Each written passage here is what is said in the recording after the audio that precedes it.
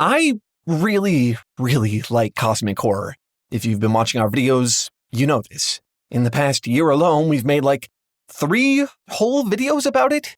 It's sort of become a thing for us. There's just something about it that I can't seem to escape. Something that makes cosmic horror easy for me to return to over and over again. I find cosmic horror comforting. Not like cozy, I'm not talking about like cottagecore with tentacles. I'm talking about straight up normal cosmic horror, eldritch abominations, forbidden knowledge, insignificance in the face of the void sort of stuff. It is scary, of course. If it leaves you with the sense of unfathomable dread, it's done its job. On the grandest possible scale, cosmic horror is supposed to discomfort you. So then, why does it make me feel so warm inside? It's a tough question to answer. It's a tough question even to formulate. It's taken us 5 videos just to get to the point where I can even talk about it like this. I guess comfort is a weird word to use, but it is there.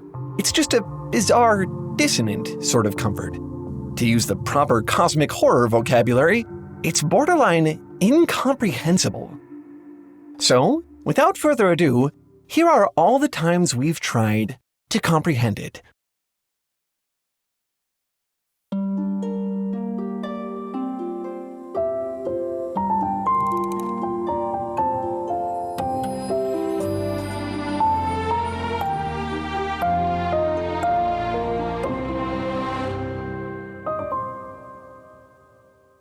Okay, one more thing, then we can get started for real, I promise. For a long time, I've been noticing that the internet has been getting less friendly to artists. I'm not saying we're all doomed or anything like that, but in the middle of this deluge of AI slop we're all experiencing, it's hard not to feel that way. The reason I'm on the internet in the first place is because I love to see what you humans are creating, and it just feels like it's getting harder and harder to find my way to it these days with all this slop in the way. I want a place I can go to just see real art made by real people. So, we've decided to just make that space. We've come together with a bunch of other creators who feel similarly and started putting all our stuff there. It's called Nebula, a platform entirely for human-made art, which has been amazing to be a part of. What a breath of fresh air, right? Well, it's more than that, too. It's also just the best way to support us and all the other creators involved. See, the money Nebula makes from subscriptions goes back to us, the creators, and allows us to do all kinds of amazing things. All of our videos go up there early, ad-free. We made a whole Foundry original documentary series over there called Worldsmiths about the authors behind some of our favorite works. Creators have hosted game shows, directed feature-length films, piloted entirely new studio productions, all through Nebula. Not long ago, we brought our friend Frankie from the channel A Bit Frank over to Nebula, and she's already made what is probably one of my favorite Nebula originals so far. It's called A Bit Obscure, a travel show where she goes around and explores the weird, wondrous, and spooky. Radioactive hot springs, forests overrun with jack-o'-lanterns, abandoned truck graveyards. It's insanely fun, and we're legitimately so proud of her for making it. So, that's my pitch. A slot-free platform where creators are able to make the best stuff they possibly can. If you love that idea as much as we do, come join us on Nebula. Normally it's around $6 a month, but if you use our link go.nebula.tv/TaleFoundry, you can get it for just $36 a year, which is only $3 a month. Or if you, very understandably, don't want to subscribe, you could also just get a lifetime membership. That's right. Normally it's $500, but with our link, it comes all the way down to just $300. Pay once, and that's it. No matter how big Nebula gets, how prestigious its projects, you will always have access. Again, visit go.nebula.tv/TaleFoundry to get Nebula for just $3 a month or $300 one time for your entire life. If you're sick of all the AI slop everywhere and you just want to be around real creators making real art, come try Nebula. I promise you, it's exactly as good as it sounds. Okay, back to the cosmic horror stuff. On this channel, we are no strangers to some good old cosmic horror. We love our eldritch space entities, our seas writhing with untold monstrosities, our horrific and forgotten origin stories. It's always fun to stare the ineffable in the face and grapple with our own cosmically minuscule scale, if even just for a moment. There aren't many other genres out there that can make you feel so much like an ant on the pavement, a mote of dust on the wind. It's a unique, almost devastating brand of horror, and yet, every time we make a video about it, we get comments from people just saying outright that it's not scary, which has always felt weird to me given the gravity of the material. I mean, this is a genre that wants to upend your entire concept of self, if not your reality, and you somehow find that less scary than this? My first impulse is, of course, just to argue the point, because surely, if they really understood why it was scary, it would be scary to them. But, I don't think that's it. In fact, the more I think about it, the more that sort of indifference really starts to make sense. In fact, I think there's even a point at which cosmic horror might go so far beyond scary that it loops back around and becomes almost blissful.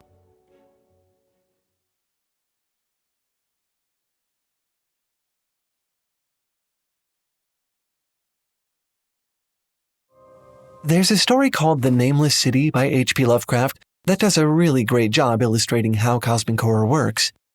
In fact, we pretty much made a whole video about it last year, but the short version is this. An explorer finds his way into the subterranean ruins of a fabled city so old, its name has been lost to time. The further he goes, the stranger it gets. Architecture unfit for humans, glass coffins with unspeakably strange corpses inside, and finally, in the darkest, deepest reaches of the place, a radiant white void that calls out to him from within a great door. He's drawn toward it as if by a strong wind, and just before he's pulled inside, just as he begins to make out the grotesque faces of the unnameable creatures beyond, the door slams shut, and he is plunged blessedly back into darkness. I like this example a lot because it doesn't really hide behind a monster. Yes, there are technically monsters within the Radiant Void, but their description is kind of just a malevolent jumble of words, impossible to really fathom or make sense of. If there were more of a discrete monster, like Cthulhu or the Elder Things, it would be easy to mistake the threat they pose to your life as the source of the horror. And yes, I suppose the threat of death is indeed very existential, but it's also obvious. The Nameless City forces us to focus on the deeper elements of cosmic horror, the ways in which it threatens your sanity and your self-concept. The explorer of the Nameless City says of his experience, "I must always remember and shiver in the night wind until oblivion or worse claims me. Monstrous, unnatural, colossal was the thing, too far beyond the ideas of man to be believed, except in the silent, damnable small hours when one cannot sleep." Even he questions what he experienced, barely able to believe it except when in a dreamy, delirious half-slumber. After an experience like that, how could you ever quite trust your senses again? Wouldn't you have a strange feeling that everything might be a little untrue, less real? And even if you were able to accept it, what would this revelation imply about your place in the cosmos? The fact that there are terrible truths you will never understand, hidden in the deep, dark places, created by intelligences who roamed the earth the ages before man ever came gasping from the sea? It's enough to make you feel like a hapless grain of sand in the desert of deep time. Maybe, or maybe it just doesn't feel like much at all. Maybe, to you, this story is tantamount to a spelunker finding a weird thing in a cave and way overreacting to it. Maybe the revelation of the Nameless City and its radiant void just don't really mean anything to you, and you have to wonder how people really manage to find a story like this scary. If that's the case, I really can't blame you, because I think there's something going on beneath the surface here, and it really does work on different people in different ways. To me, this isn't actually about cosmic horror at all. It's about the thing that ultimately makes cosmic horror work. That unspeakable, ineffable, glorious, world-shatteringly massive something that manages to obliterate your sanity and your self-concept. In a word, the Sublime. That might sound a little strange to you by today's standards, The way you've probably heard sublime used was just to describe something exceedingly good. That meal was sublime, you might hear someone say, or this view is simply sublime. But the term actually has a long history of philosophical thought behind it. It's definitely more than just an adjective. A lot more, actually. It's kind of hard to grasp. How can I put this simply? Imagine this. You're on a small boat in the middle of the ocean. Everywhere you look, in every direction, nothing but waves lapping at the horizon. You don't know exactly how deep the water reaches beneath you, but it might as well be an endless void from where you are, staring at its gently rolling surface. On this sliver of placid gravity between the endlessly open sky and the endlessly yawning water beneath you, the sense is one of overwhelming vastness. You have no choice but to notice just how small you are. It's always somewhere in the back of your mind. Traveling out to sea is both a pleasure and a risk, but you knew that. That's part of what makes it worth doing. So here you are, tiny in the vastness of the sea, and then, out of nowhere, as you're admiring the view, a black figure rises up out of the sea beside you, blotting out the sun, casting its great shadow over you. No, not Cthulhu, not Dagon. A whale. A real living creature larger than any other you've seen in your life, and it's just 30 meters away. Here, in this moment, heart pounding in your chest, boat rocking on the disturbed surface of the water, you feel yourself caught between two extremes. Your brain registers immediately that you might die here, that this creature could end your entire life without even noticing, just by surfacing in the wrong place. At the same time, so close to this impossibly large thing, close enough that you can feel the salt spray of its breach on your face, you somehow feel more alive than ever. That is the experience of the sublime. At least, that's how the 18th century philosopher Edmund Burke used the term. To him, the word meant greatness. It did not, however, mean beauty.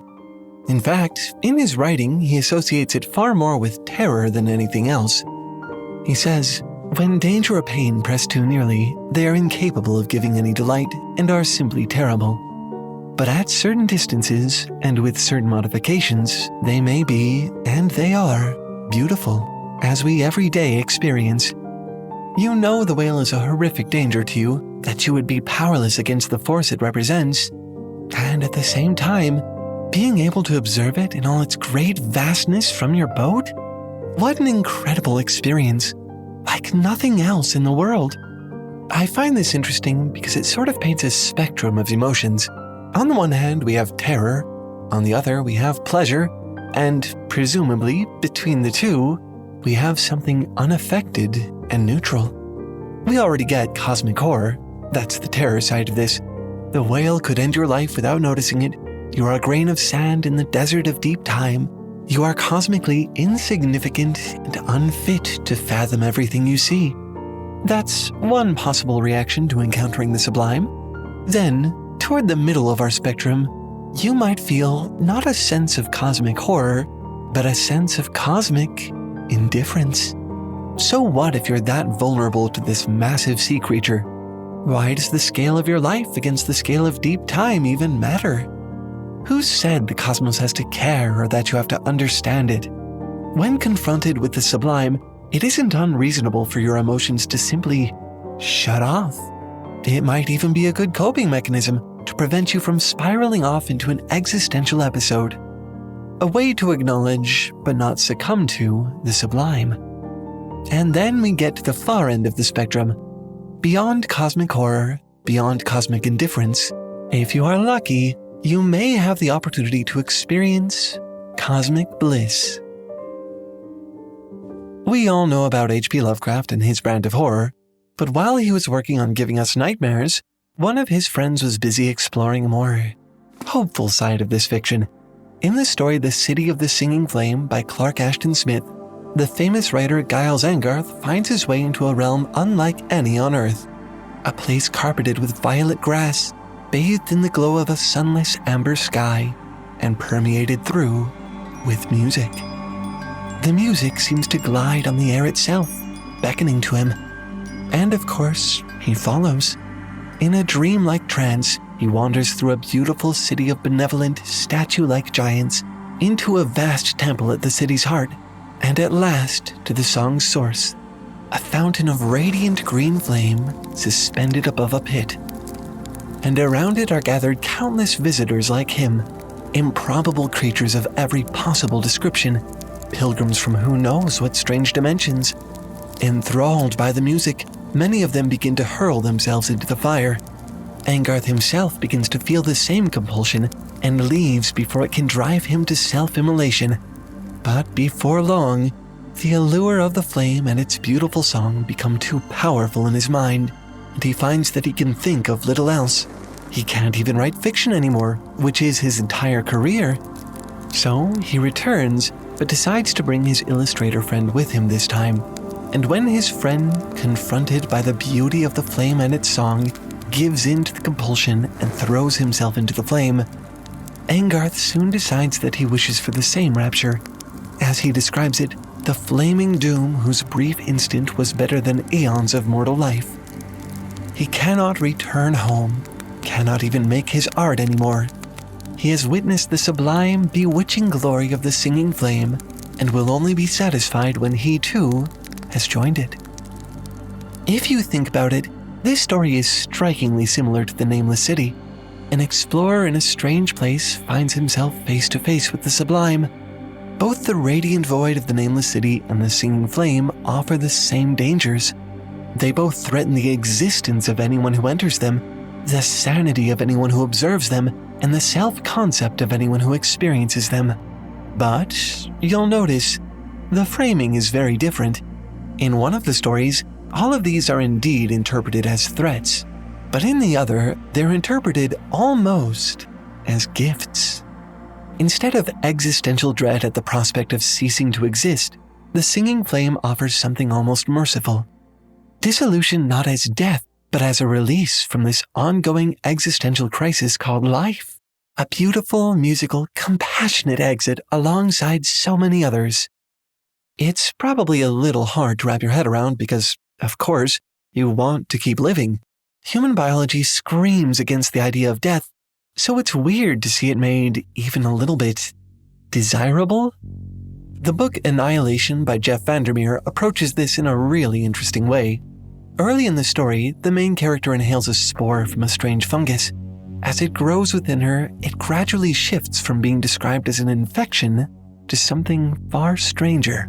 A sort of brightness gradually overtaking her. She can feel herself changing, the person she was gradually receding. And it feels good, like a release from so many of her problems. Near the story's end, a dying character even describes her as, quote, a slow-burning flame, a will-o'-the-wisp, floating across the marsh and the dunes, floating and floating, like nothing human, but something free and floating. Just like all those pilgrims in the temple, like Angarth's friend, like Angarth himself in the end, this woman is consumed, gone. And it's kind of wonderful for her. Instead of madness at the prospect of one's concept of reality being upended, the singing flame offers liberation from the confines of a hitherto limited and banal existence. In the first book of the Angelarium series by Peter Moorbacher, a man ascends into the abstracted, heavenly realm of the divine, where he confronts the world tree. It is all things. Every piece of reality, every life that ever was, is contained within the lines of its bark, the twisting of its branches. Anxious about the earthly life he left behind, he tries to see the lives of his mortal family in the bark, but it's overwhelming and he falls into despair. At this, Raziel, the angel of mysteries, says to him, "Do not seek to understand. Simply stand witness." Just as the flame offers freedom from preconceptions of the value of life and individuality to Angarth, now this man, standing amidst the divine, is offered the opportunity to let go and allow the truth to wash over him, whether he can make sense of it or not. Instead of cosmic insignificance at the prospect of your tiny life against the immensity of all time and existence, the singing flame offers exaltation. The opportunity, if only for a beautiful transitory moment, to be part of the sublime, rather than just its observer.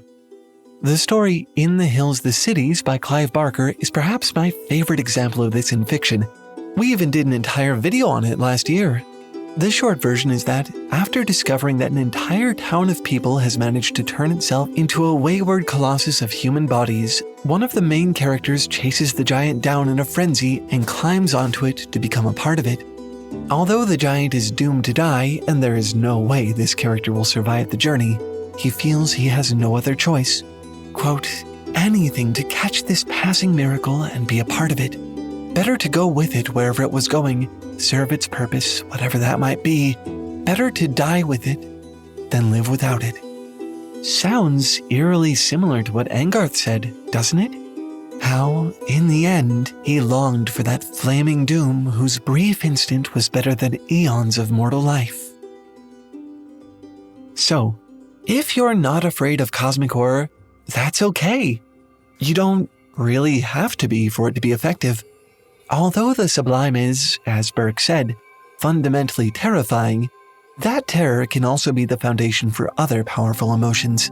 Maybe when you encounter these ineffable things, larger than life, larger than your mind's ability to properly fathom, instead of responding with fear or pushing it out of your brain entirely, you can allow yourself to experience something transcendent.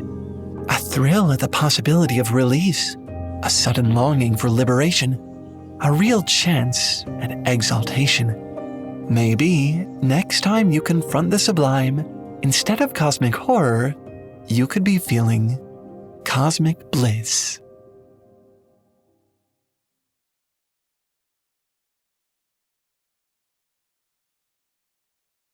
A man finds himself drawn to a mysterious land where lives a singing flame. He's not the only one. One by one, visitors from across the cosmos find themselves so enchanted by it that they inevitably congregate there to throw themselves into the flame just to become one with it. A wayward colossus of living human bodies stomps its way through a dark countryside. Instead of running away in terror, one man is overcome with awe at the sight and chases it down in hopes to become part of it. A woman inhales a mysterious spore. As it slowly colonizes her body, she finds that she somehow feels better than ever. She thinks of the infection as a brightness growing inside her. These are all undeniably cosmic horror stories.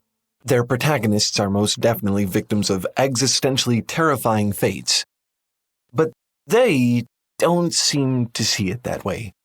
To them, what they're experiencing is less cosmic horror and more cosmic bliss.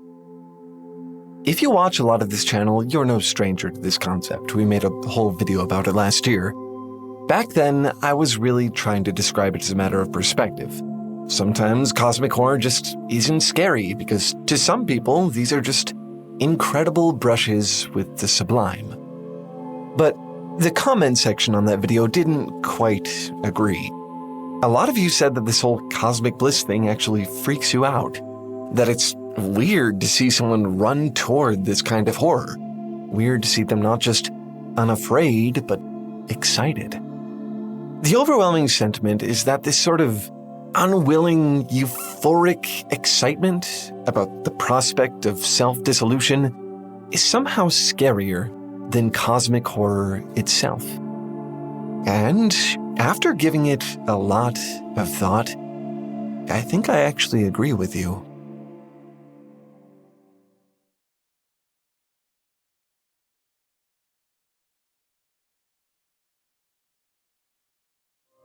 In the recent game Still Wakes the Deep, you play as Kaz, a man on the run from the police after brutalizing someone else in a fight.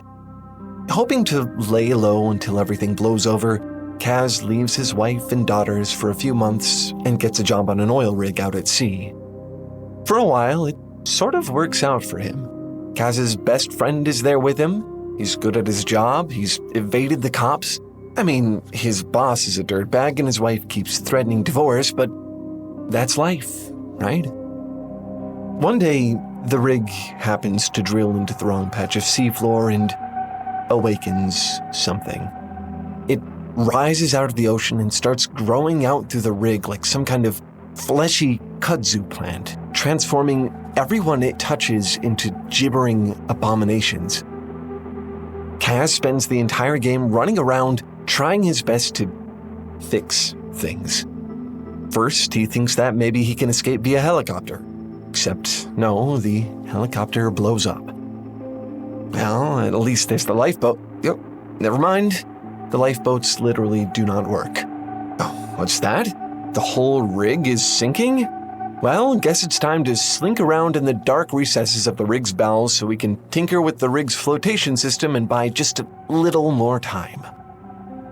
You spend the entire game this way, running around doing little maintenance tasks. Go here, pull this lever, turn that winch, troubleshoot the generator.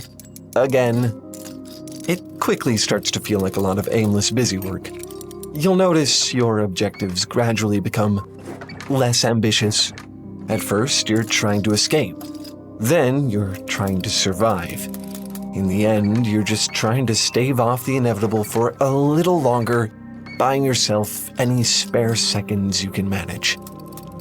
And before long, even that starts to feel pretty pointless. I mean, the rig is already destroyed beyond repair. You're surrounded by grotesque knots of flesh that used to be your friends. Every time you think you've solved a problem, 12 more emerge. You're going to die here. What's the point of all this? At the end of the game, Kaz finally accepts this. The rig is a fireball in the middle of the ocean and all your friends are dead, or worse. Even if someone were to show up to save you, who's to say this thing wouldn't hitch a ride to the mainland? The entire world could be at stake, unless you end this now. For the majority of the game, Kaz is driven by his fear. The whole reason he got a job on the rig in the first place is because he was afraid of facing jail time. All of these pointless tasks after the rig's infestation are just attempts to stave off a grisly fate. At the end of the game, right before he sacrifices himself, Kaz's last living friend tells him to be brave for once in his life. Despite his just having spent hours swimming through oil and sneaking past mutants, the only really courageous thing that Kaz does, the thing that ends up mattering, is finally turning around to face his fears. The very last action prompt in the game isn't jump or sprint or hide. It's let go. There is one more scene in the game. It takes place before all of this. We see through Kaz's eyes as he wakes up on the morning of his departure. This isn't the rig anymore. This is his own bed, in his own bedroom. His wife is still asleep next to him. The game gives you a moment to take all of this in. It's one of the few moments of true comfort you as a player are ever afforded. The only thing you can really do in this scene is approach the door and leave. But you just played through all that terror. You know what's coming. You know what will happen if you leave now. Kaz says goodbye to his sleeping wife, promises to be home soon, and opens the bedroom door onto an endless expanse of gray ocean. It begs a question. What if Kaz hadn't left? Is running away, putting an ocean of distance between you and everything you love for who knows how long, really better than risking some prison time? Maybe if Kaz hadn't let the fear win, if he just let go sooner and faced the music, he would have at least been able to come back. Maybe this final scene would have been a glance at a life awaiting him, rather than a life lost. Wouldn't it have been better for Kaz if he had just never been afraid at all? Melancholia is a Lars von Trier film from 2011, and if you've ever seen a von Trier movie, you know that they're the opposite of blissful. In the movie, a rogue planet called Melancholia has emerged from behind the sun and is traveling through the solar system right toward Earth. The story follows two estranged sisters, Claire and Justine, as they grapple with their impending doom. NASA claims Melancholia will scoot harmlessly past our planet, but Claire and Justine aren't so sure. As the rogue planet inches closer and closer, and the more optimistic predictions inevitably prove to be wrong, it becomes clear that this is the end. There's nothing to do and nowhere to go, as Claire's young son Leo puts it.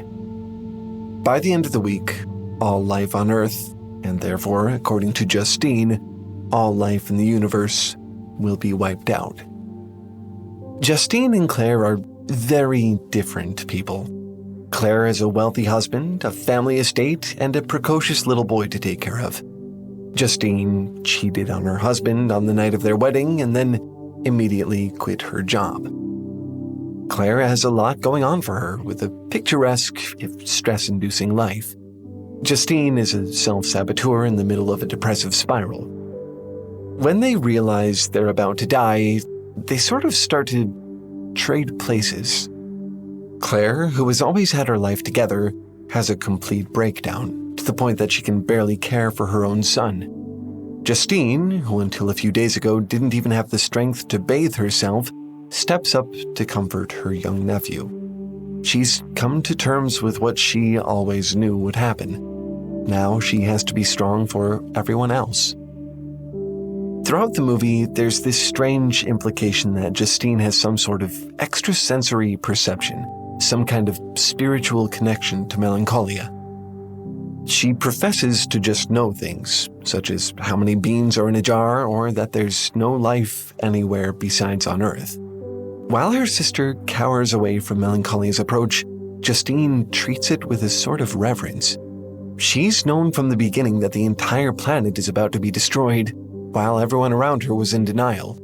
She's had her breakdown, she's cut the ties that would make it too hard to leave her life behind, and now she's waking up. The last shot of the movie shows Claire, Justine, and Leo sitting on the lawn, holding hands as Melancholia speeds toward them. There's an impact. The ground shakes, the planet is crumbling to dust. Claire screams and flinches away, while Justine sits perfectly still, just waiting. You see her face for just a moment, and she looks relieved, almost smiling. The apocalypse is here, and Justine isn't afraid. She's glad. Like Still Wakes the Deep, Melancholia ends with the character accepting their demise. The difference here is that Justine doesn't try to fight it, while Kaz's story asks if it might be better to not be afraid in the first place. Melancholia answers with a resounding no. Faced with her own inevitable demise, Justine wasn't afraid. And that's what's so horrifying about this movie. We can relate to the fear that Kaz and Claire experience. For Justine, it just seems so tragic that she found her life to be so horrible that she saw complete annihilation as a relief. Is that really better than being afraid? In 1997, sheriff's deputies entered a mansion in the San Diego suburbs and found the rotting corpses of 39 people. These 39 people, all members of a New Age religious group called Heaven's Gate, had committed ritual suicide. They thought that they were evacuating Earth and catching a ride to heaven on a comet. They were told that this would lead them to evolving to their next-level bodies. In reality, they had been lured into a death cult, and they were thrilled to die. I want to read you this graduation note that the members left on the Heaven's Gate website right before they, departed. Hale Bop's approach is the marker we've been waiting for, the time for the arrival of the spacecraft from the level above human to take us home to their world, in the literal heavens. Our 22 years of classroom here on planet Earth is finally coming to conclusion. Graduation from the human evolutionary level. We are happily prepared to leave this world and go with T's crew. Still Wakes the Deep and Melancholia are fiction. They get to be a little spectacular with how they explore this idea. The Heaven's Gate incident is not. It was a real-life example of people succumbing to a sense of cosmic bliss. The members of Heaven's Gate had managed to convince themselves that their excruciating deaths would be a good thing, that it would lead them to eternal life as extraterrestrial beings in paradise, as long as they gave up their humanity. From their perspective, this ritual of self-dissolution was joyful and worthy of exaltation. From the outside, we recognize it for the horror story that it is. As horrifying as the Heaven's Gate incident was, the whole earning eternal life in paradise if you meet these specific parameters thing is, pretty ordinary. If you want to get taken along to heaven during the rapture, you have to be a saved Christian. There's a Buddhist belief that if you want to reach nirvana, you have to give up your earthly desires. Even in the secular world, you have the concept of ego death, where you take drugs or engage in therapies designed to dismantle your self-concept, release your selfishness, narcissism, prejudice, and become the best version of you. But aren't these all also examples of willing self-dissolution? Wouldn't they all also technically require giving up part of who I am? If I do unlock my eternal self, will it be me or something that used to be me? Why is it that this concept is scary in the case of Heaven's Gate, but the complete opposite in all these other situations? How is it that human beings can be both terrified by this idea and at the same time, in so many cases, aspire toward it? It's almost as if you value the idea of releasing your fears, see the ability to get past all the sticky, undesirable parts of selfhood as a virtue, and at the same time, you know that those things make you, you. Fear is not this isolate thing within a person. Your fears are reflexive. They're informed by what you value. For characters like Kaz and Claire, they're clearly terrified of losing their families. For people like Justine, who feel like they don't have anything to lose, fear need not apply. And I do mean fear here, not anxiety. I'm not trying to imply that arachnophobia stems from a deep-seated philosophical love of a spiderless existence. I'm talking about existential fears, the ones tied to who you are and what you want for yourself.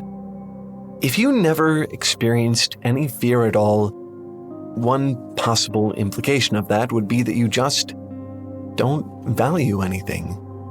And if you don't value anything, why are you here? How do you derive a sense of meaning from that kind of existence? I understand in theory that liberation from fear may feel like a relief. Fear is unpleasant to experience.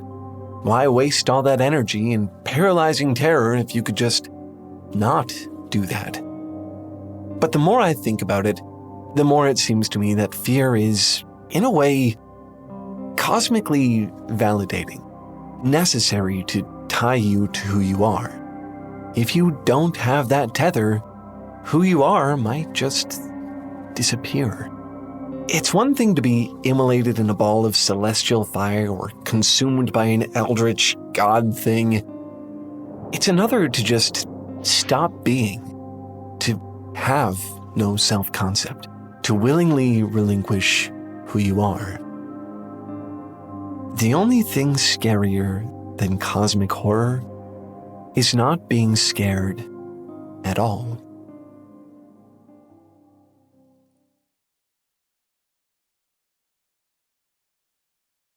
Queen Isolde feels trapped. She's aboard a ship bound for Cornwall where she's to marry King Mark and unite their kingdoms. All she can do is wait, dreading a future with a man she doesn't even know. She's escorted by Tristan, a young knight who she cannot stand. When he first met Isolde, he lied to her about his identity. He's the reason why King Mark even knows who she is to begin with. He killed her uncle in a sword duel. He tries fruitlessly to comfort her over the journey, but each time, very reasonably, she turns him away. "I detest you," she tells him. "If not for you, I would not have a care in the world." The journey goes on this way for a while, increasingly uncomfortable for both of them, until one evening, her maid offers them both what she thinks is wine. Once they drink from that flask, something changes. Isolde's hatred evaporates completely. She tries to cling to it, but she becomes helplessly, heedlessly obsessed with Tristan. Tristan, for his part, tells himself that he has a duty to the king, but all he can think about is Isolde. It turns out, what they drank wasn't wine at all. It was a love potion intended for Isolde and King Mark. Where before they couldn't stand to be together, now Tristan and Isolde can't stand to be apart. They don't want to be in love with each other, but they can't help it. They're so infatuated their bodies nearly waste away because they can't think of anything else. No matter how they resist, and they do try, they are drawn inexorably to each other. Isolde feels as if she's drowning in quicksand. Tristan was, quote, striving against his own wishes, desiring against his desire. Gottfried von Strasberg's Tristan, one of many iterations of the legend, immediately makes it clear that Tristan and Isolde aren't just fated to be in love, they're doomed to it. The second she figures out what happened, Isolde's maid flings the bottle into the ocean. "This draft will be your death," she exclaims. And in the end, she's right. The whole time Tristan and Isolde are in love, we know they're going to die. The book portrays love as eternal, overpowering, impossible to escape. It destroys Isolde's hatred, Tristan's sense of honor. It's divine, godlike, and, for normal people everywhere, entirely ordinary. You humans seem to talk about love this way all the time. How often have you heard about soulmates, star-crossed lovers, twin flames, the idea that love conquers all? I keep hearing that love completes people, that they're not fully human without it. It seems to defy all reason and logic. It acts upon you whether you want it to or not. It's a force beyond comprehension, something everlasting and absolute. I can, of course, see the beauty in all of that, but isn't it a little bit scary as well? I mean, by that understanding, isn't love itself a form of cosmic horror?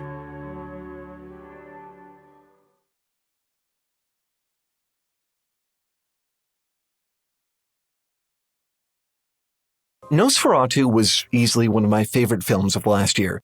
A masterclass in adaptation, Robert Eggers' retelling took the conflict at the center of the 1922 original and transformed it into something real. Not just a morbid spectacle, a relationship. In the original film, the vampire Count Orlok is obsessed with the heroine Ellen Hutter. In the end, his single-minded determination to have her leads to both of their deaths. It's a compelling and tragic story, but also sort of simple and sweet in a way. Eggers' version complicates their dynamic into a nightmarish sort of romance, halfway between Dracula and Wuthering Heights. Ellen is haunted endlessly by visions of death and pleasure. She summons Orlok in her dreams, only to wake up screaming. She desires him and is horrified by it. Ellen constantly, desperately tries to prove to herself that her love for her husband, Thomas, is stronger than what she feels for Orlok. She's tormented by her urges, and even more by the expectations of 19th century German society. After all, Thomas is a handsome young man with a promising career ahead of him. Orlok is a centuries-old undead being who controls an army of plague rats. He's a force of pure, untempered hunger and appetite, as he describes himself. It's probably obvious which one Ellen would choose if she really wanted to be a respectable wife.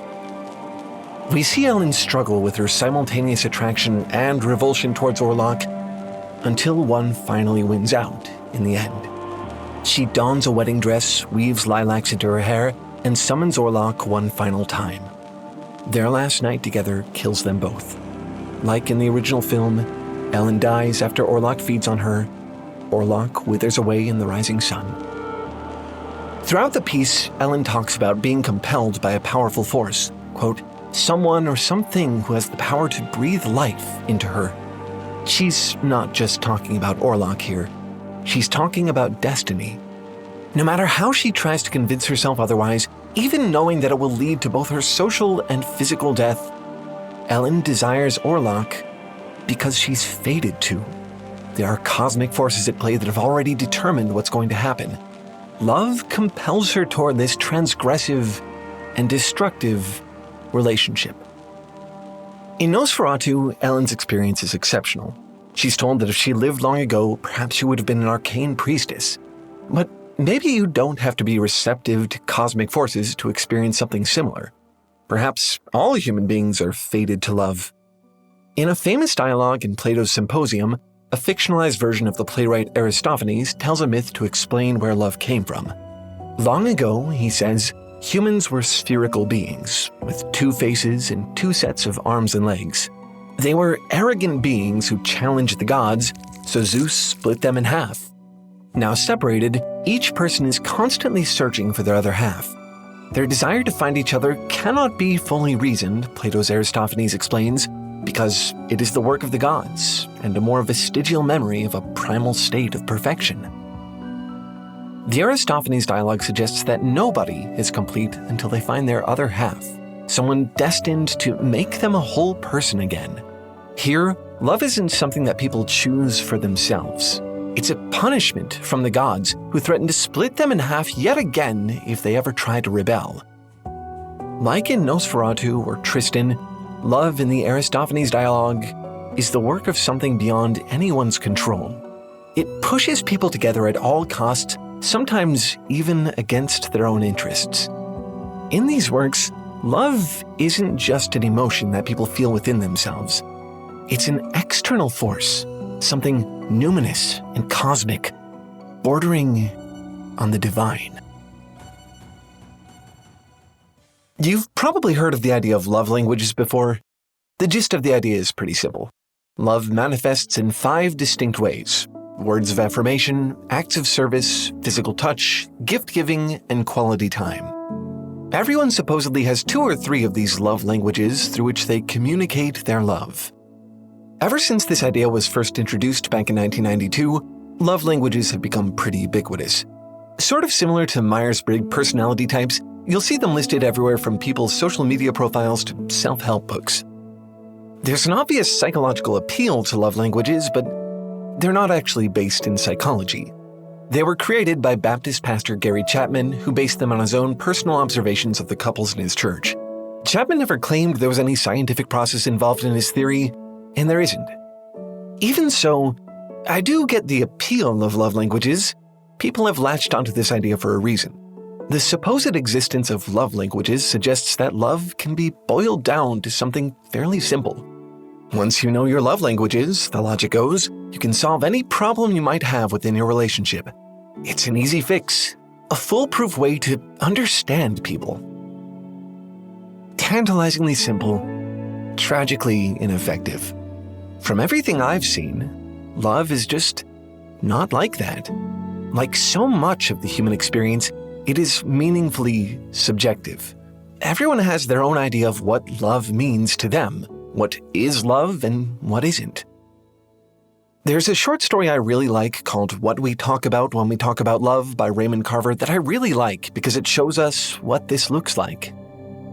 It follows a conversation between 4 friends, 2 couples, as they try to define love. As the night drags on, they find that they have more questions than answers. One of the couples, Nick and Laura, are newly married. They're really affectionate with each other and always seem to get along. But is that love, or are they just in a honeymoon phase that will inevitably end? The other couple, Mel and Terry, are older. They've been together for longer. They bicker with each other and hardly seem to agree on anything. Before they were married, we find out Terry had another husband. He was violent, prone to drinking, and physically abusive. But despite everything he did to her, she still believes it was all out of love. Mal is, of course, horrified by her admission. "Don't be silly," he says. That's not love, and you know it. After an evening of disagreement, the four of them conclude that they just can't define love. They sit together in the darkness, listening to each other's heartbeats. Love is too personal, too individualized, too abstract for them to attach a universal meaning to it. Even the title of the story, What We Talk About When We Talk About Love, implies that they're using the word love to stand in for something else. Remember Ellen from Nosferatu? When she tried to describe her feelings for Count Orlok, this inevitable force compelling her toward him, she couldn't do it either. She could only call what she was experiencing, quote, something at play too awful or grim to explain. She's scared of this whole thing, the social transgression, the consequences, her own emotions, and she can't communicate any of it. As a cosmic force, love defies description. People can't even talk about it without talking about something else. They refer to metaphors, experiences, comparisons. They're trying to conceptualize something that they don't even have the words for. The only thing I can conclude from all of this is that love, like God, is ineffable. There's a picture book you may have heard of called The Giving Tree by Shel Silverstein. It's like a classic of children's literature. I think you probably still find it in schoolrooms. It's also, perhaps unsurprisingly, one of the most enduringly controversial of all children's books. You probably already know the story. A little boy is friends with a tree who gives him apples and lets him play in her branches. As the boy grows older, he asks for increasingly taxing things from the tree. Branches to build a boat, the trunk to build a house. Each time the boy asks, the tree willingly gives it to him. By the end of the book, the tree is reduced to a stump. The boy, now an old man, finally comes back, having lived his life.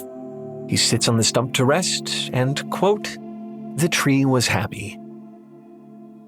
It's a fine book. I like it. But I think I actually find the debate around it a little bit more interesting than the book itself. I've seen arguments about this book touch on everything from environmentalism to global politics, but the conversation really gets heated when it comes to love. Most Giving Tree interpretations fall into two camps. For some people, it's a beautiful parable of unconditional love. They say it's a mutual relationship. One character communicates love through giving, the other through receiving. For others, the Giving Tree depicts a toxic, one-sided relationship where the tree is destroyed by the boy's selfishness and her own lack of boundaries. I've even seen people argue that the tree is the manipulative one, duping the boy into depending on her. I've seen this book called everything from wise and true to, I kid you not, sadomasochistic. Some people have even tried to fix the story. The Other Giving Tree is a retelling by Jaqueline Jackson and Carol Dell that attempts to give it an alternative moral. In this version, there's a second tree growing close to the one from the original. Unlike the first tree, this new tree withholds her branches and trunk from the boy. When he comes back as an old man, the first tree is, as in the original, a stump. But the second tree is still thriving. People are resting in her shade, kids are playing in the branches and enjoying the apples. Meanwhile, the man is so old, he's too sore to even sit down on the stump comfortably. He abandons her for the second tree, leaving the stump to weep alone. I mean, look, I don't disagree. Boundaries in a relationship are obviously important, but something about this retelling just doesn't sit quite right with me. Remember, there's no objective way to define love, no singular true love that everyone can just agree on. Both sides of the debate around the Giving Tree suggest that there's a right or wrong way to love, but that's not even an issue in the original story. Shel Silverstein himself never presents a clear moral. As far as the text is concerned, there's a tree who gives, there's a boy who receives, there's a relationship between them. Whether that's a loving relationship or not is left up to the reader. I bring up the whole Giving Tree debate here because it really seems to be something else in disguise. To me, it looks more like an effort to determine what real love is. If the story doesn't portray true love, the argument goes, then it needs to be fixed so that it does.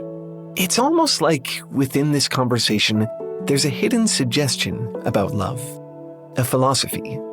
If love isn't flawless and perfect, it seems to say, then it isn't love at all. Tristan and Isolde are powerless against the love that assails them. Ellen cannot resist Orlok, no matter how she tries.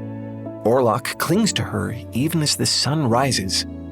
Every human being is only half a person, doomed by the gods to search eternally for the one person who can complete them. As bleak as this all sounds, I actually find it pretty romantic, as if to express that the love you humans feel is so profound, so overwhelming that it can only be an external force, something cosmic in scale. You can't define it. You can't put it to words in a way that satisfies the complexity and the nuance of the experience. So, you deify it. You revere that ambiguity. Love is fate. Love is perfection. Love is the pure light of God. From the outside, it almost appears as if you've taken something innate and intuitive and, in the search to give it reason, turned it into a cosmic horror story. What began as an emotion so large it could hardly be believed to reside within a single human heart has come full circle into something that was always too great for the human heart. Your love isn't love unless it rises to meet the divine standard. True love is perfect. True love is destined. True love is undeniable and inescapable. I see all of this, and I have to wonder, is love really better as this external force? Is it worth the terror? Or is it better as something you just don't get? Something subjective and ambiguous and messy and flawed that moves you all the same. Was love ever meant to be a cosmic horror story? Or did humans just turn it into one?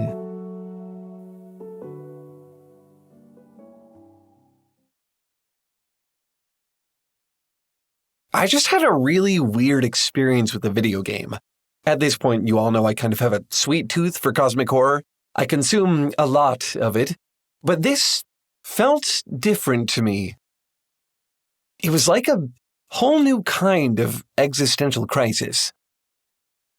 The game is called Look Outside. Maybe you've heard of it. It's gotten pretty popular pretty fast. At first, it doesn't seem particularly subversive. In the game, an enormous being from beyond the stars casts its shadow over Earth. Nobody knows what it is or where it came from. They call it the Visitor. The game is called Look Outside because that's what's causing the apocalypse. Anyone who looks outside and sees the barest hint of this entity in the sky goes mad. Actually, it's much worse than that. When you look at this thing, your entire being changes, body twisted into a new, tiny eldritch horror. Before long, the world is filled with abominations who all looked outside. Needless to say, the game is overflowing with body horror. It's a scary premise, but honestly, pretty standard stuff overall if you know your cosmic horror. Eldritch beings too terrible to witness sort of come with the territory. What really gets to me about Look Inside, what makes this game stick in my head, is the ending. This game does something that I don't think I've ever seen before. It gives you a glimpse of what all of this must look like from the Eldritch Horror's point of view. If you play your cards right, you actually get to speak to the Visitor. You make it look at itself from a human's perspective, all the damage it's caused, and it's shocked by what it sees. The Visitor never meant to hurt anyone. It didn't even realize it was hurting people at all. It's been destroying humanity just by observing them. Maybe it's a little weird to say, but I think that sounds sort of relatable, right? Especially for humans. I mean, you must experience this all the time. Think about how often you've crushed a spider, baited mice with deadly traps, magnified ants into tiny burn marks on the sidewalk. Maybe you didn't even do these things out of cruelty. Maybe it was just for fun, convenience, pure human curiosity. How does it feel to impact the universe just by living in it? to suddenly realize how much cosmic power you actually possess. As scary as it may be to confront an eldritch god thing, I bet it's equally shocking to realize that you are the eldritch god thing.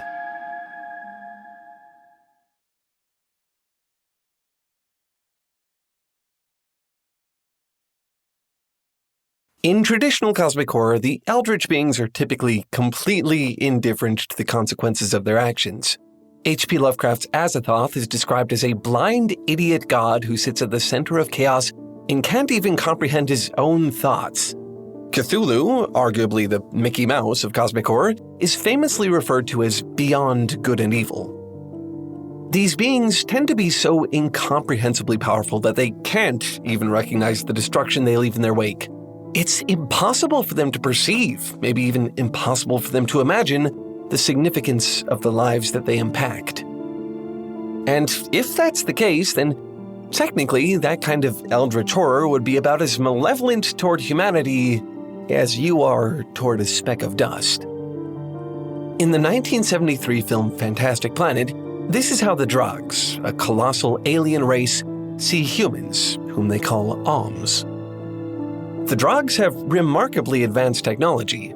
They live for centuries. They can astrally project through mysterious meditation rituals. To the puny, naked beings they brought over from Earth, they may as well be gods. At best, the Drogs treat Alms as pets. At worst, pests.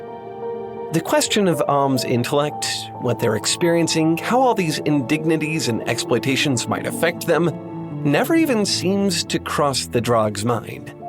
To them, it's all just entertainment, convenience, curiosity. But one day, they start to get anxious. They find that wild Alms are building their own tiny civilizations in secret. And worse, they're staging rebellions across the planet. The Drogs are quick to respond. They carry out extermination campaigns against these wild populations. As tensions rise, they even vow to de-Alm their planet entirely. But somehow, the Alms always manage to survive. Despite their relatively short lifespans, they reproduce and learn much faster than the Drogs do.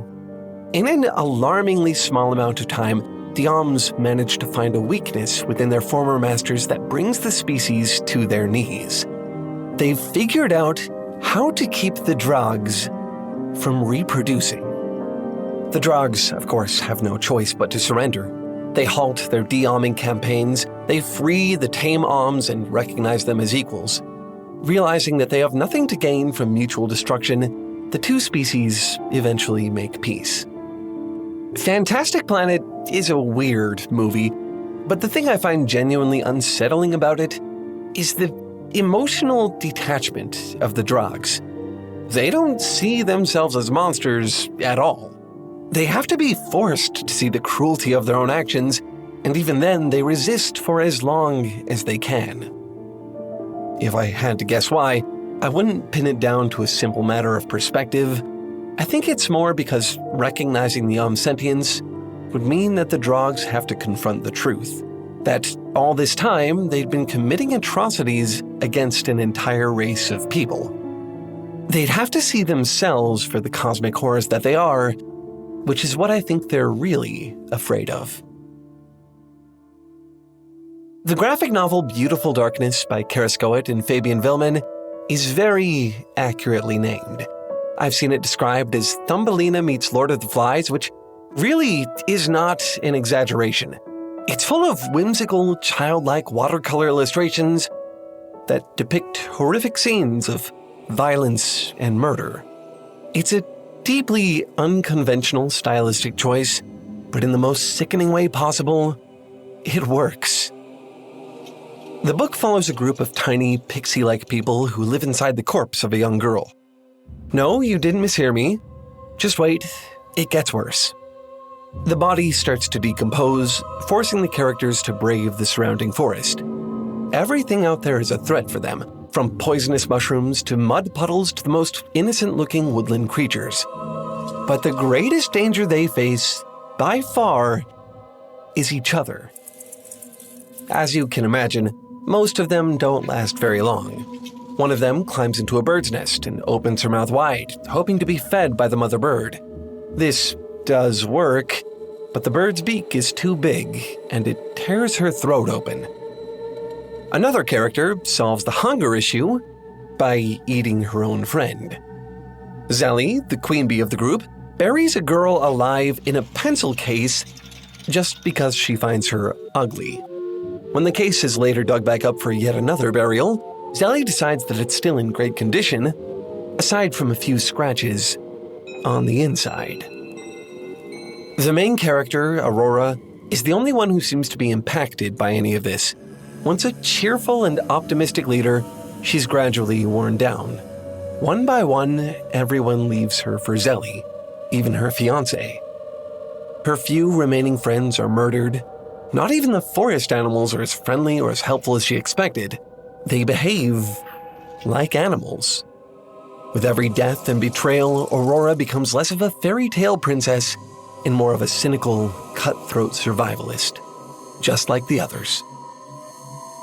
Isolated from the rest, Aurora ends up hiding out in a human cottage. By the time Zelly and what remains of her entourage find her, Aurora's compassion has run dry. As revenge for their brutality, she tricks her former friends into entering the oven.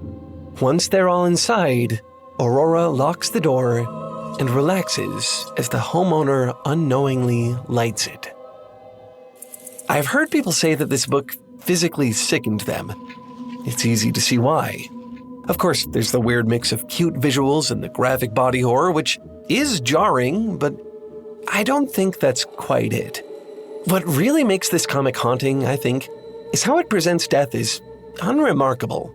Characters meet uniquely gruesome ends on like every other page, and nobody seems to mind. Life goes on. Nature is apathetic and hostile, even the mice and insects. And even if you're human-sized, the comic seems to suggest, you're not above this. We constantly see the dead girl's body in the background. It's laying there rotting from the very first page. But the girl herself is barely acknowledged. The comic never quite tells us who she is or even how she died. It doesn't matter. In Beautiful Darkness, cosmic significance is a matter of perspective. No matter how imposing humans may seem to the tiny people, they aren't gods. Their bodies still decay. They're just as vulnerable to the elements. The main characters are minuscule by comparison, both in size and importance. Their world consists of survival, betrayal, alliances, politics, and can easily be destroyed by a frog, or a bird, or an anthill. However important they may find their conflicts and struggles, the universe ultimately deems them insignificant. There's a review of the comic on the YouTube channel Ghost Hoarder that I really like and that I think puts all of this really well. In their words, "You have no idea how many insects you've killed. If one of those insects was a person, you'd never know it." After all of these existentially terrifying stories, all the body horror and darkness, it might seem a little weird to bring up Horton Hears a Who, but hear me out. If anything, I don't think I can talk about how terrifying it is to be the cosmic horror without bringing this one up. You probably know the story. Horton the elephant finds a clover with a speck on it. That speck is actually an entire planet inhabited by tiny people called Whos. The other jungle animals do not take this information well. Not only do they refuse to believe that the Whos exist, they want to break Horton for believing in and defending them.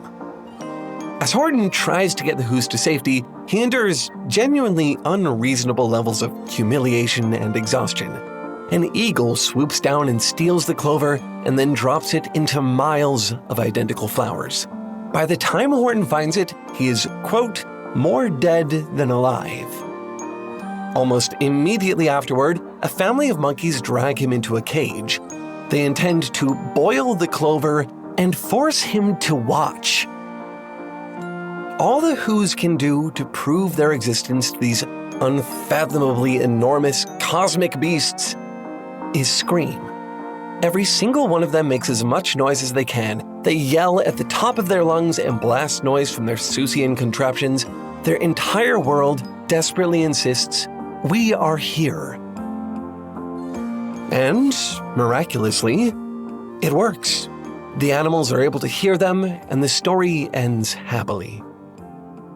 Like the Drogs from Fantastic Planet and the Visitor from Look Outside, at the beginning of the story, Horton suddenly becomes aware of his own cosmic scale. He recognizes the enormous power that he suddenly holds over an entire world. He didn't ask for it. It's just something he receives the second he finds the clover. To the Whos, he may as well be an eldritch beast, a god even. And that's a scary experience for him. He suffers for the sake of their well-being. The whole story, he's under a lot of pressure. The fate of an entire world is in his hands. Or trunk. He decides to help the Whos because he's the only one who can hear them, and therefore the only one who can save them. Unlike the Drogs, who fight tooth and nail until they have no choice, Horton accepts his new role. He understands that with his cosmic power comes cosmic responsibility. Look Outside actually has a lot of endings. Most of them are pretty bleak. Nearly all of them end with the complete destruction of the world. You don't always get to talk to the Visitor. But if you do, you're offered two choices. You can either look at the Visitor in all of its incomprehensible cosmic vastness, or you can choose not to. If you do look, you see that its enormous multicolored eye is only a small part of its body. Its true form is large enough to dwarf entire solar systems. Your sanity begins to crack as you take in the planets, stars, galaxy that the Visitor expands across, and completely fractures before you're even able to see all of it. Witnessing the Visitor's true form destroys your mind, just as it destroyed everyone else's. You become a mindless, godlike cosmic being yourself and wipe out the entire world. That's it. Game over. If you choose not to look, the game ends very differently. Until that moment, it hasn't even occurred to the Visitor that its full form would be too much for human eyes. It hasn't thought of what its mere presence could mean for all these small life forms gazing up at it. But now, it understands. In a moment of shocking empathy after all the horrors you've experienced throughout the game, it leaves. It just chooses to go away. It never meant to hurt anyone. As before, you survive the experience, and as before, you are transformed by it. Your body becomes unfathomably large, you grow tentacles and eyes and become something far beyond human. But this time, you manage to hold on to your mind. You can think about your new form and what it means. You are now infinitely more powerful than anything on Earth, perhaps anything in the solar system, and so view yourself as infinitely more responsible. You take on your new role as something of a benevolent god. You try to fix the damage done by the Visitor.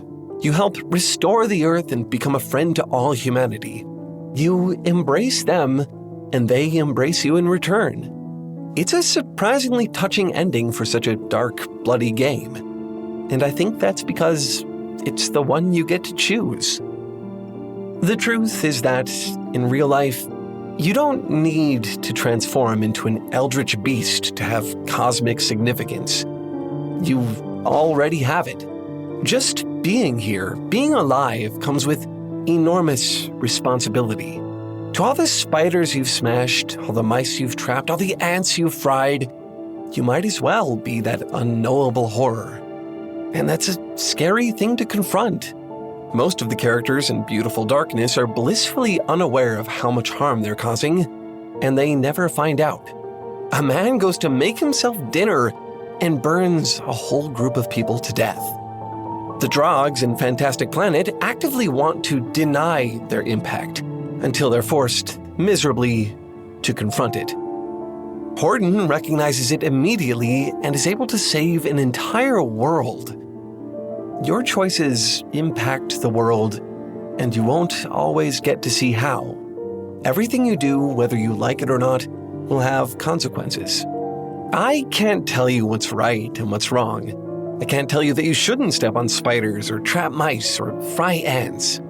Maybe it doesn't matter. I think the real question is, are you thinking about it? Have you chosen? Have you tried to see the effect you have on the tiny cosmoses beneath your gaze? Or are you just another blind, indifferent, cosmic horror?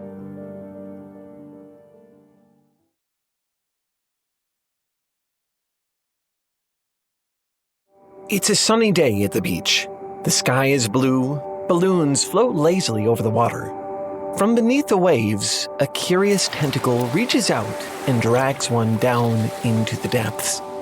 3 enormous eyes open to examine it.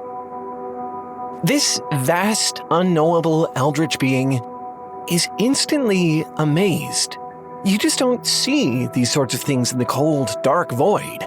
The strange, vibrant object it's found is from another world. Who knows how many other fascinating things like it are just above the surface, waiting? What sort of beings are out there capable of creating something this wonderful? The creature falls in love with the human world, its mysterious inhabitants, its dazzling colors, unknown until now to the murky abyss. It wants nothing more than to make itself known, finally introduce itself to this alien world above. But what if the humans are afraid? Will they know it's friendly? Or will they only see a monster? This is the premise of a 2008 Flash game called I Fell in Love with the Majesty of Colors, created by Gregory Weir.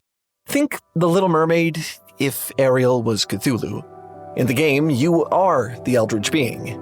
In each level, you help or harm humanity depending on your choices. By playing as it, you're meant to empathize with it.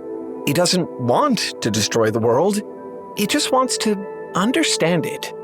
Which is weird, right? Because Eldritch horrors are like as far from humanity as you can get. Just looking at one is usually enough to drive the characters in the story to madness. They're incomprehensible. It's part of their job description. And yet, people clearly do want to comprehend them. There are so many stories where humans try to do exactly this, and sometimes even find success. Against all odds, they find ways to connect to the incomprehensible. They reach out to the unknown, and the unknown reaches back. Eldritch horrors are, in a way, the final boss of empathy, the most difficult thing conceivable to relate to. And humans create them this way, almost as if you want that challenge, as if you want to believe that despite everything the Necronomicon might tell you, you can still always find a way to empathize, even with an eldritch horror.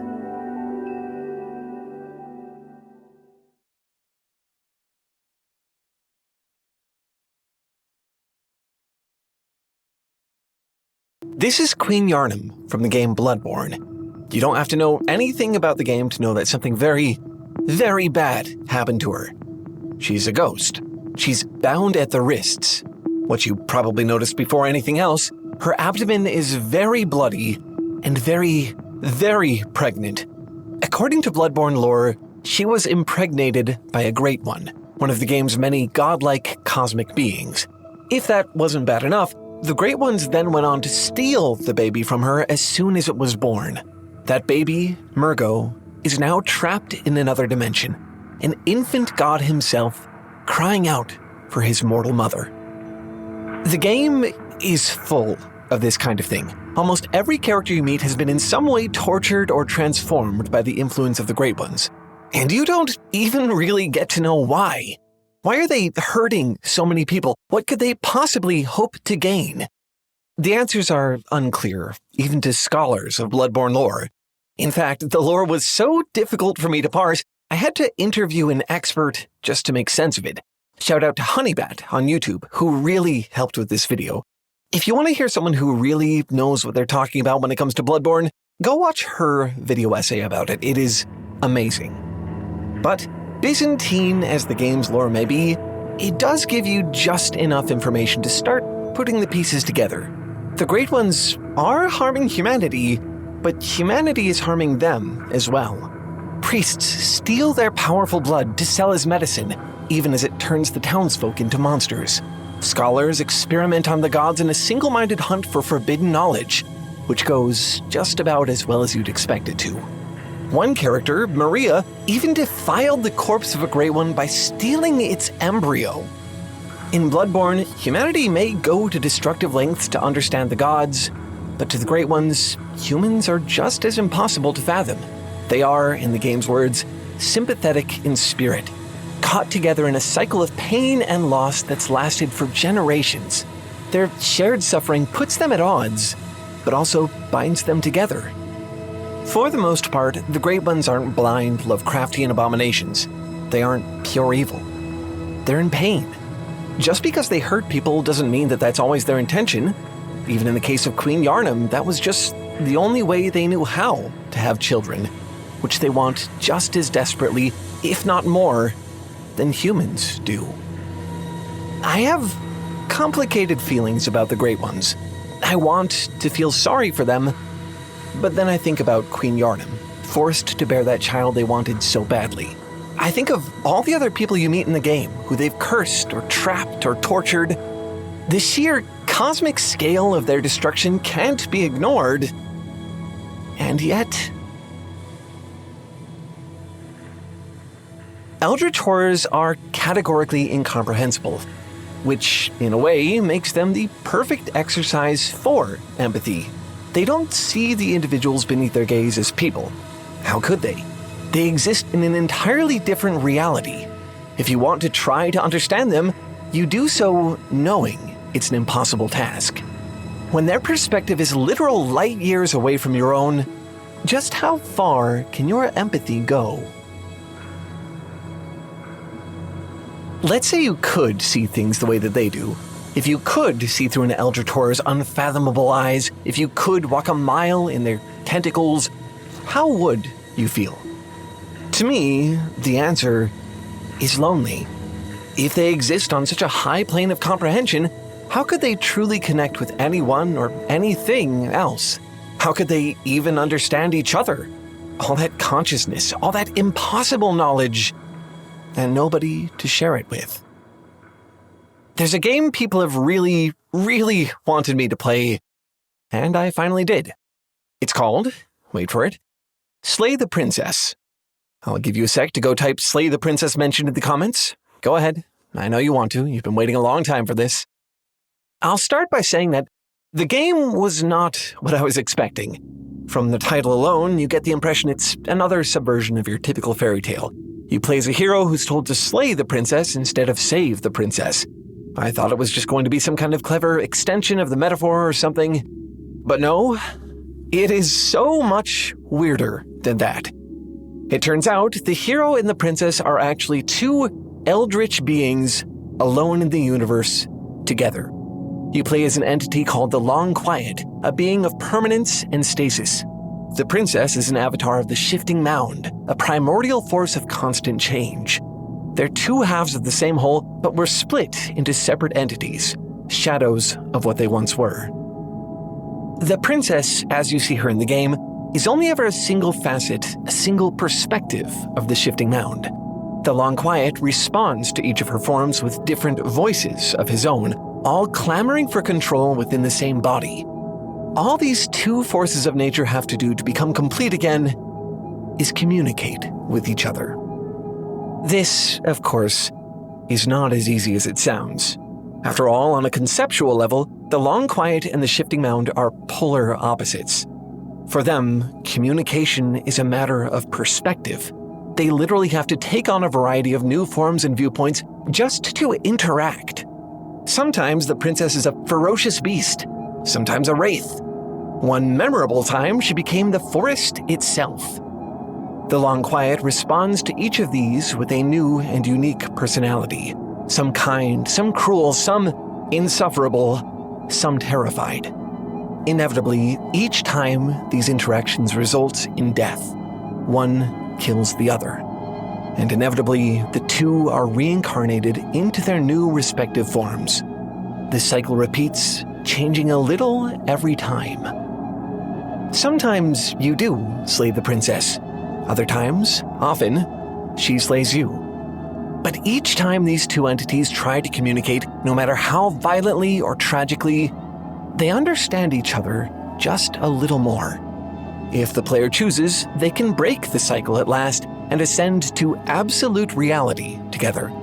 The shifting mound tells the Long Quiet what she finally has the ability to express. I love you. Slay the Princess is a brutal, gory game. As I was playing, I watched my character be unraveled cell by cell, burned alive, slowly dissolved in stomach acid. But the only moment that really unsettled me was when I got to see my own character from the princess's perspective. In one arc of the game, you and the princess briefly share a body. The Long Quiet, who you've been controlling up to this point, steps out of the shadows, familiar blade glittering in hand. He's here to do what you've been doing this whole time. This is what it looks like. This is what it feels like. At that point, I had to wonder, was the princess aware of all the horrors she transformed into?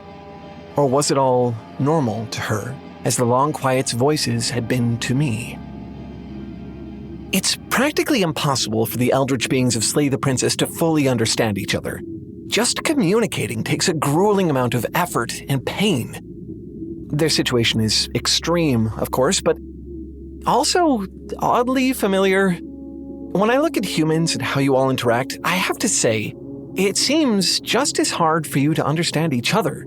Impossible, maybe. Within each of you is a different, unfathomably complicated perspective. You all have different lives and ways of thinking, lenses through which you view the world. Can you ever know that you see the same colors as anyone else? Is your red the same as your neighbor's? How could you ever know? In that way, I suppose, humans are all eldritch horrors to each other.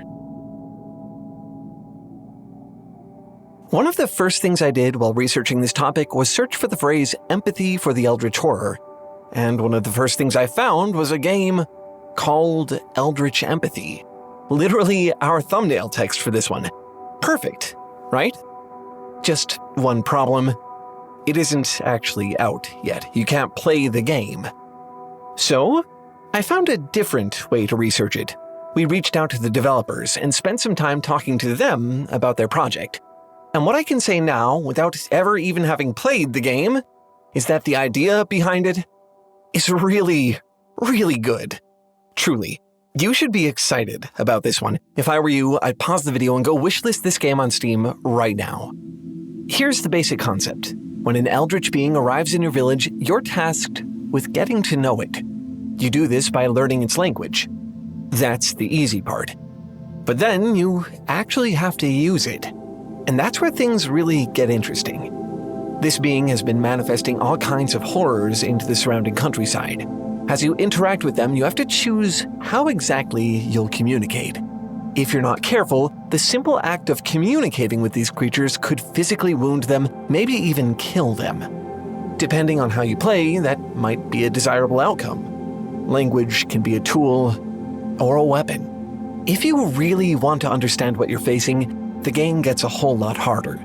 You have to take your time. It takes patience to create the right symbols and navigate your conversations in the right way. But before you even start to speak their language, you have to take the first step. Wanting to know their perspective. Knowing how someone feels can lead to empathy, but knowledge alone won't get you there. It's not just a matter of seeing what's in their head, it takes something more. In Eldritch Empathy, you don't just learn the creature's language. If you want to communicate without hurting each other, you have to consider how you use it. After all, you can speak the same language as someone else and still miscommunicate. That's what happened to those scholars in Bloodborne, the ones who experimented on the gods. They did manage to contact the Great Ones. They tried to acquire their knowledge by forcing one of these cosmic beings into their dimension. The result was this. It's called the One Reborn, an unstable mass of fused-together human bodies leaking fluid and viscera. An attempt to understand, but not to empathize. There are a lot of characters in Bloodborne who want to ascend to godhood. They're after what they call eyes on the inside, a sort of second sight that lets you transcend the limits of the mortal plane. You, as the player, can actually reach that divine status, but only by doing the impossible. You'll have to understand just what makes the gods and humans sympathetic in spirit in a very visceral way. Throughout the game, you can collect 3 divine umbilical cords. Each cord comes from a mother who's lost a child. Each is a brutal testament to the vicious cycle between humanity and the Great Ones. Toward the end of the game, you have the option to consume them. In doing so, you literally internalize this physical connection between the humans and the Great Ones, and bridge that cosmic divide. You're reborn as an infant Great One. You finally get your eyes on the inside. Empathy isn't just a matter of knowing what's in someone's head. It's using your own perspective to imagine theirs. You reach out across that unknowable divide and you get each other. You find ways to relate, not by knowing exactly what they're thinking, but by trying your best to imagine it. You look for the ways that you're sympathetic in spirit, even when you couldn't be further from each other. Empathy is not understanding, but often it's the closest thing we have. Remember, I fell in love with the Majesty of Colors, the game I talked about earlier where you play as an eldritch creature? Well, I left something out. You're not actually an eldritch horror in that game. In fact, you're playing as a human, astrally projecting into an eldritch horror through your dreams. In each ending, you wake up with the echoes of that experience fresh in your mind. Depending on your choices, you might be left with a sense of joy or of grief or fear. You've lived its experience, and now, if only for a brief moment, you can comprehend the incomprehensible. Empathizing with the eldritch horror seems like an impossible task, but isn't that the whole point? Each one of you contains a vast, impossibly complex perspective known only to yourself. In a way, whenever you relate to anyone else, you're already communicating with an eldritch horror, and so are they. You're just as much of a cosmic mystery to them. But you still try, don't you? Like in Eldritch Empathy, you translate each other's cosmos into a language you can both understand. Like in Bloodborne, you get eyes on the inside, insight by finding what connects you together. Like in Slay the Princess, you allow yourselves to be changed by each other's perspectives. It's a conscious effort. It takes real work. It can be painful. It's almost always a little scary. But if you're willing to try, if you really want to see the world through those multitudinous eyes, you can get pretty close. And if you can empathize with an eldritch horror, you can empathize with anyone.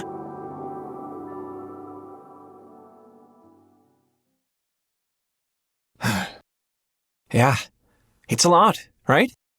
Hopefully you can see what I mean, why I've been so fixated on this genre for years at this point.